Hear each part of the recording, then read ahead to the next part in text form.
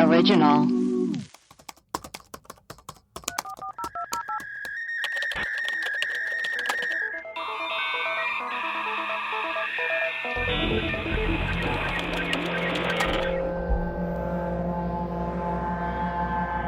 Hello and welcome to Web Crawlers. This is our mini mailbag episode where we read your emails, listen to your voicemails, and just talk about everything you. I am Allie Siegel. I am Melissa Stettin. And I'm producer Maria. First things first, let's see if we have any new. Oh, we have an email. Cool. Let's read it. From Robert. The subject is Forrest Fenn fucked up our cabin. Oh my God. And Forrest Fenn's the treasure hunt guy we talked about recently. Scammer. So this says, my brother-in-law has a cabin right on the state line of Colorado and New Mexico, which they built back in the 1980s.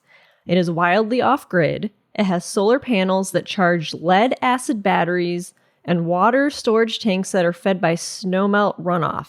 It's the most off-road place I've ever been. You have to literally drive across fallen aspens, and if you don't have four-wheel drive, you're absolutely fucked. I know this because one kid tried to drive up the mountain in a Camry and broke his axle and was stuck up there in the middle of the night, and you can only be up there about a third of the year. Otherwise, the winter will kill you. Jesus. So we went with him to the cabin for the first time in 2017, and when we got there, the cabin was a wreck. They leave it unlocked and stocked full of food in case snowmobilers get injured and need shelter. But someone had gone in and ransacked the place. Oh my God. Worse still, the water tanks had been upended. The strangest bit was there was now a new signature in the cabin's guest book, a Mrs. Laura Startley. No one knew who this was or how this had appeared in the guest book. We stayed there for a few days, but midway through the trip, something very strange happened.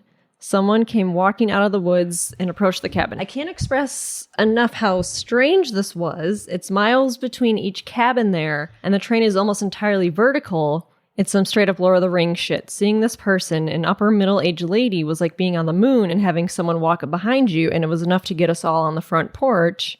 She walked up and started talking to us in a very friendly and casual way, like she'd met us at the grocery store.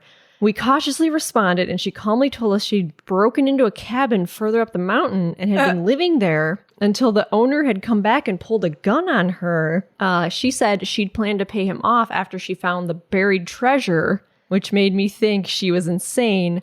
But then she referenced Forrest Fenn. Oh my God. It turned out she'd been living in the mountains all summer, breaking into cabins one after the next and digging up their entire property looking for Fenn's treasure. This guy really fucked everyone up. She had been the one who knocked over the water tanks, as apparently Fenn's clues reference water at some point. We slowly realized this lady had been living in our own cabin, sleeping in our beds we now slept in, and had possibly been watching us in the woods for possibly days. Oh my God. We disabused her of the notion that we were in any way keepers of Fenn's treasure, and disappointed, she asked us for a ride down the mountain. Ew. We did so, and though some of us were all for driving her straight to the cops, this seemed like a lot of effort during your vacation since it would burn up the whole day. We dropped her off and never saw her again. The whole thing still creeps me out a bit. Eventually, we realized it had been her who signed the guest book, which was just bizarre. I think the idea of buried treasure is as cool as the next person, but not if it encourages kooks like that to stalk you in the woods. Thanks for the fun pods. Stay nasty, Robert. Oh my God. That Fenn is a menace to society. That's crazy. That is so weird. God damn it. And we have another email from Anna. It says, I stand with Allie. Yes, let's Dear read it web for crawlers. sure. I have followed the Forrest Fenn treasure hunt for many years now, and I stand with Allie. Yes. Forrest Fenn is a hack. Yeah. I find no coincidence in the fact that the treasure was found mere months before he died. Mm-hmm. My theory is that there is a treasure, but that the treasure is the joy of nature and spending time with loved ones. Okay, hear me out. He has said that he wanted to get people and families outside to explore the areas he loved. Then he calls the clue book The Thrill of the Chase. I think the biggest clue is the title of this book. He is saying that the treasure is the chase because everyone loves a good treasure hunt. Yes. Except Allie. Except Allie. With this, everyone who searched for this gained something. Everyone found the quote-unquote treasure. Or death. Well, but not Now- everyone, because some people died. Some people died, yeah. They found the treasure of death. So now if the treasure was real and that guy really found it, I'm very curious if he is able to keep it. With Fenn's shady dealings in the past, I'm certain that if the treasure is real, he stole the items in backdoor deals while taking advantage of people.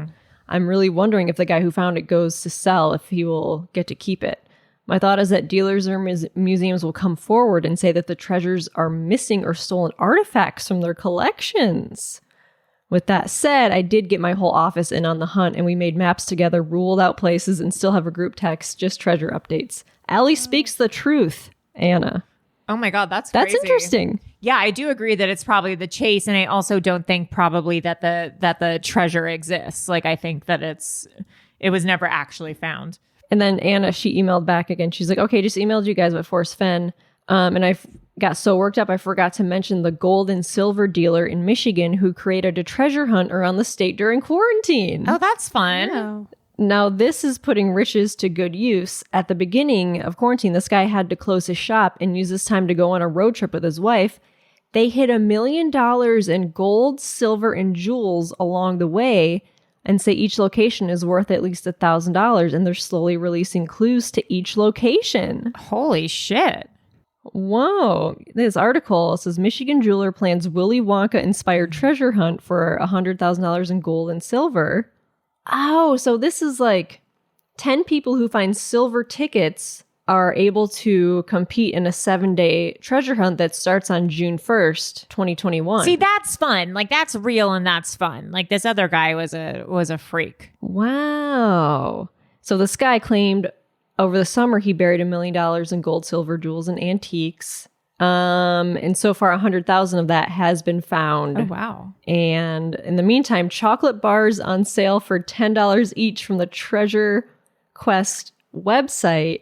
And there are 10 silver tickets are hidden among the 400,000 chocolate bars. Okay, produced. this is fun. This is fun, and I like this. This is fun. So winners will receive, a 10-ounce silver bar worth more than $200, a free 1-week trip to the Upper Peninsula, and an invitation to compete in the hunt with a partner of their choice. We should buy a few chocolate bars just to see if we win. Teams will be followed by film crews to document their adventure. I want to do this. Yes, Wow. let's buy some chocolate bars. I don't want to go on the hunt. Yes. But if we win, Treasure Quest website. that's really fun. I actually really like. I'm this. for This sure is fun. gonna buy some of these. That's fun. That's fun. How much money do you win again? They said it's for if you get a chocolate bar? each location is worth at least $1,000. Oh, okay. But it goes up to 100,000, and there's $1 million total. Well, if we win $100,000, I want like $5,000. But when you get half of it, Oh, I mean, a third. I would prefer that, but I don't want to do the treasure hunt part. I got it. So you Oh, just I want see. it. I I got see. it. I just want the money, All right. Well, so we can figure it out from there. well, that's yeah, fun. we'll figure it out. Yeah. Wow. How fun. That's cool. And I love chocolate. I think it's just a chocolate part that got me. Do we have any new reviews? I've always loved true crime podcasts, but this one is like no other. Web Crawlers is like chatting with your friends who are super into conspiracies, true crime, and Red Lobster Cheddar Bay biscuits while not being afraid to be silly at the same time. This podcast has saved my sanity while working as a teacher from home while simultaneously helping my 4th grader with her learning. I am forever grateful. P.S. Allie has the voice of a guardian angel, and she's super friendly on Instagram when I comment like a maniac on her adorable dog's photos. Thanks again, ladies, and Craig, honk honk, Toy Fan 09. I am friendly. Wow. All that Allie took out of that was to get defensive about the fact that someone complimented her. Wow. I'm really bad at taking compliments. Yeah, you're right. I am friendly. Thanks. I am friendly. Do you hear what she said? We got some voicemails. Yeah, let's play those suckers. Hi, this message is for the web crawlers. I'm a big fan, long-time listener, first-time caller. My name's Vicky. I'm actually in the Discord as Victoria Starrett, so if you see me there, that's who I am. I'm calling about 2 things. The first thing is I don't know if you guys have seen it, but there's a documentary on HBO Max called Class Action Park. Yeah. That was my town. I grew up there. Oh my God. Nice. And I actually worked at Action Park but more recently, not during the 80s. It's still open? So I think it's really interesting. If you don't know about it, it's basically, it was the most dangerous amusement park in the world at one point. There was just lawsuit after lawsuit after lawsuit. Nothing was regulated. It was just run by a bunch of drunk teenagers. And they had a water slide that was a complete like loop-de-loop, and people would go down it. Their teeth would fall out. And they would, break their arms and legs and end up with a bunch of lacerations. Anyway, I worked at Mountain Creek Water Park, which is the new water park, which is now owned by IntraWest. And a lot of the same stuff that happened in the movie is still kind of going on, or was going on when I was working there. Oh, wow. It's really a lot. So that's the first thing. The second thing is I recently went up to Portland, Oregon, and I saw a ghost for the first time. Oh my I thought that God. was so cool. We went on a ghost tour. My husband and I went on a ghost tour, and it was so cool because I've never taken a picture of a ghost before, but I think I got a picture of this one. I'm not giving a whole lot of detail because I feel like I don't have a lot of time, but I wanted to let you guys know about those two things. Thanks so much. Bye. Wow. Send us that ghost That's pic. fun. My God. Send that ghost pic.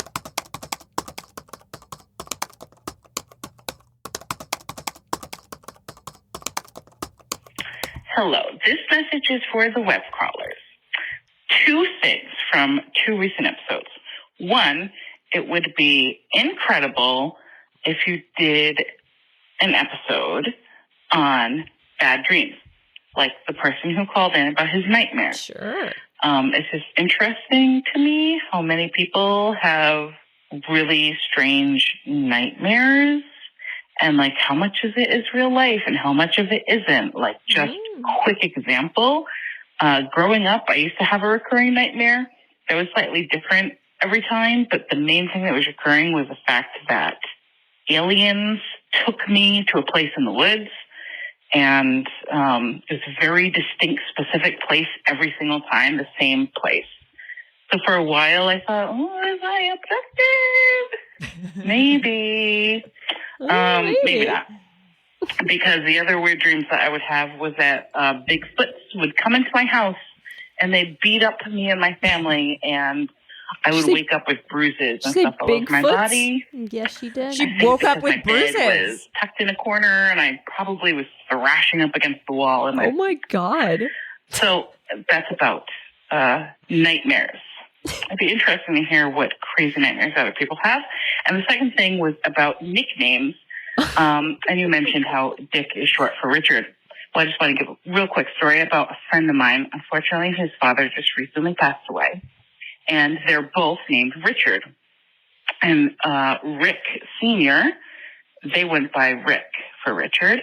And Rick Sr. would always introduce himself saying, "Hey, I'm Richard. Dick for long, Rick for short."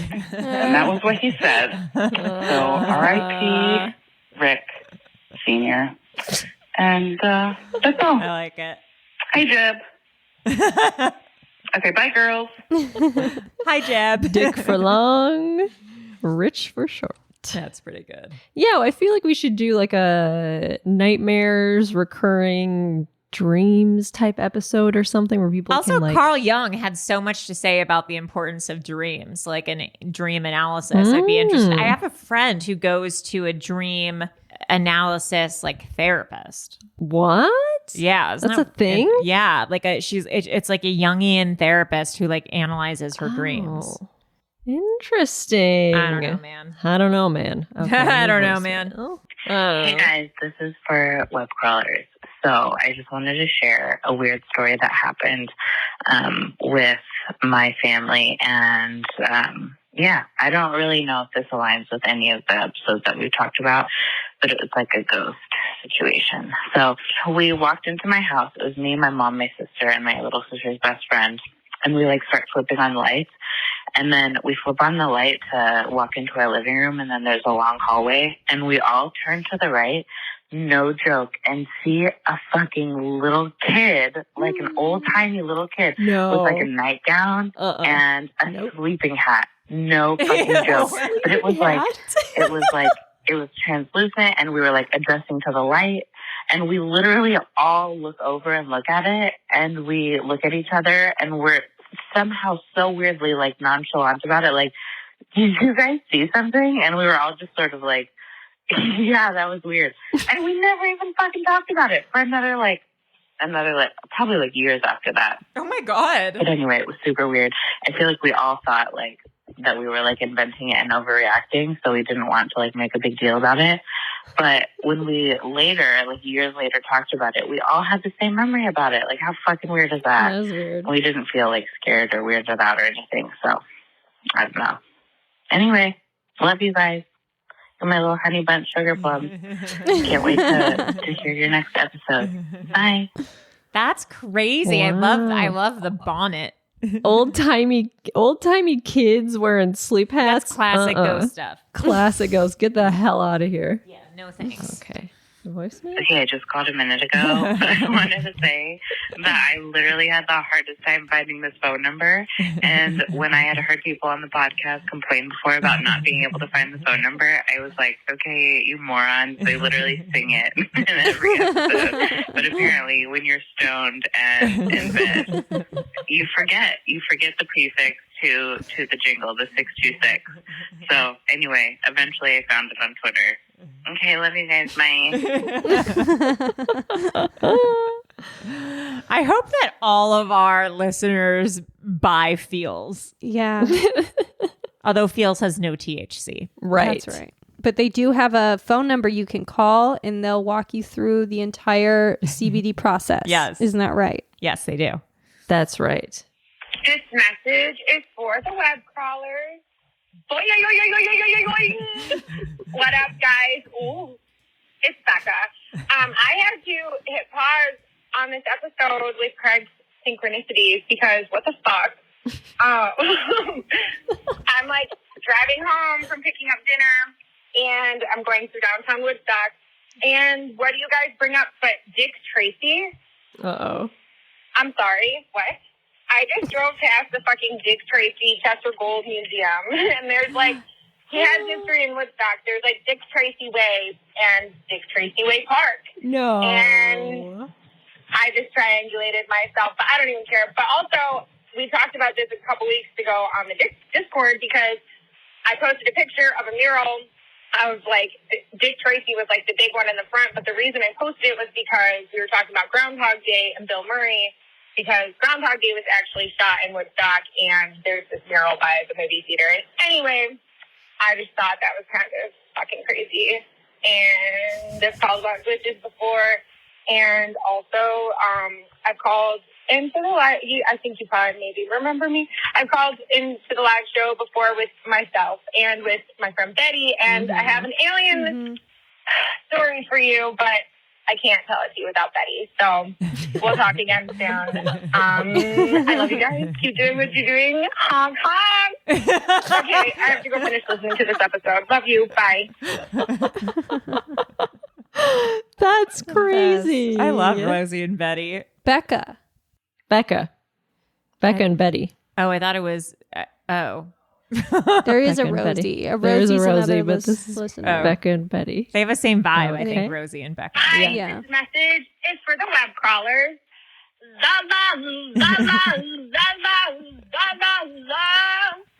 Did you like my Alley Time remix? This is Becca again. I'm sorry. I called you yesterday. I feel like really stressed out, and I was just like, I'm Dick Tracy. And I didn't really like elaborate, and I just wanted to like clarify. So, yeah, Chester Gould was the creator of Dick Tracy, and he's like a little celebrity of Woodstock, Illinois. And that's where he lived and drew most of his comics. And so there's different memorials around Woodstock. And when I was listening to your episode yesterday, I was driving home through downtown, and where I passed, like apparently he used to like film the square and like draw his comics all the time. And I was passing the square, but I was literally parallel to the mural with Dick Tracy on it. You can't really see it from like where That's I crazy. was. But it's That there. is crazy. And also, like, that's fucking weird. Like, I do believe we are in a simulation, and, like, kind of what, like, Alexa was saying, like, I doubt myself, and I doubt, like, that I'm getting off on a tangent here. You start to doubt yourself because it's like, am I seeing these synchronicities because I'm noticing it more? Or am I noticing it more because it's happening, or am I manifesting it because I'm The noticing chicken more? or the egg? I don't know. Mm-hmm. I feel you, girl. Alexa from Texas also. But yeah, I just felt like I gave you word vomit yesterday, and I kind of did it today again too, because yesterday when I got off the phone, I was sweating, and now I'm sweating again. Okay, love you. I don't know what else to say. Actually, I do. No, there's just too many glitches.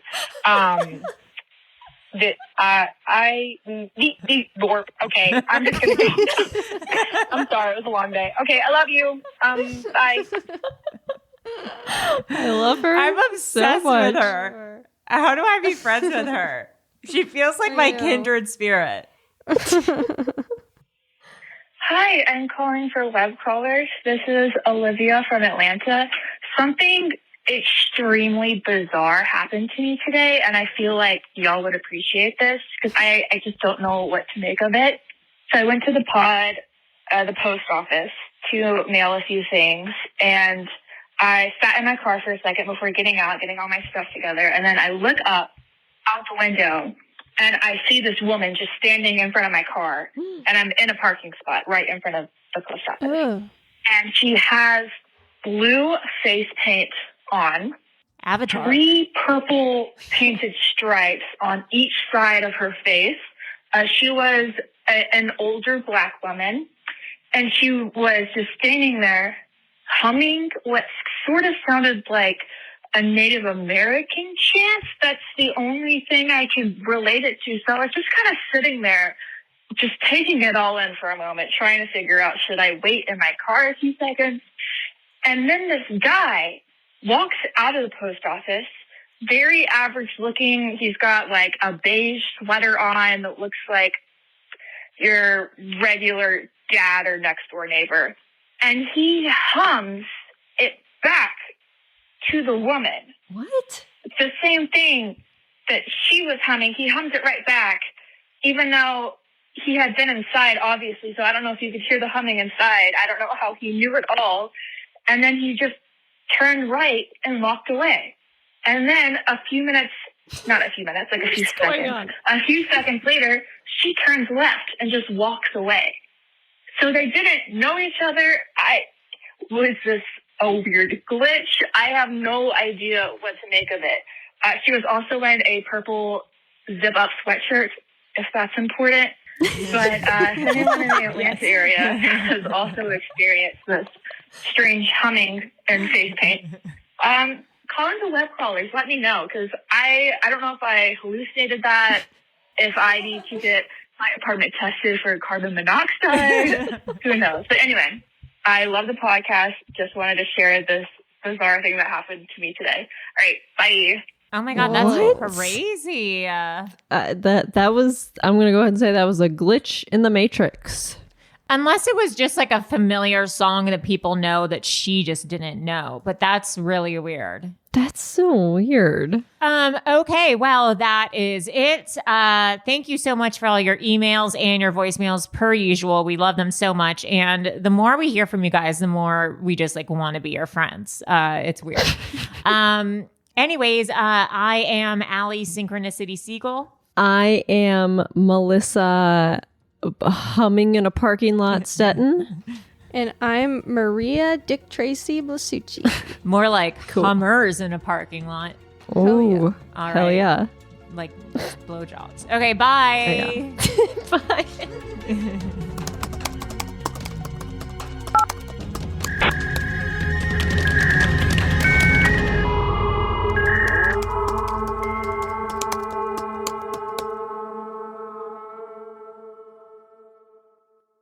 An Erios original.